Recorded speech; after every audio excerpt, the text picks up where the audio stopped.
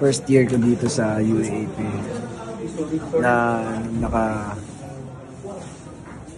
nakashoot ako ng pang overtime sa against UP.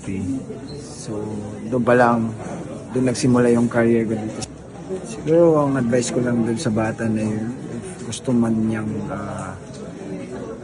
gumaya sa amin dito sa lahat ng UAAP players, siguro sipag lang siya and layo sa droga.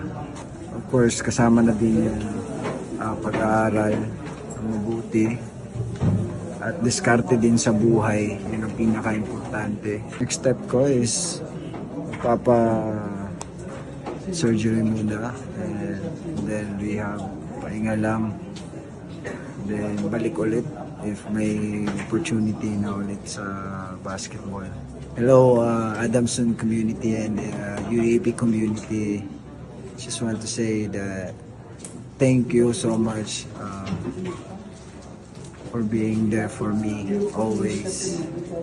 And laging nandiyan kayo, nakasuporta through ups and downs, win or lose. Nandiyan kayo lagi. Hindi ako mabubuong Jerome Lastimosa kung wala kayo lahat. So maraming salamat.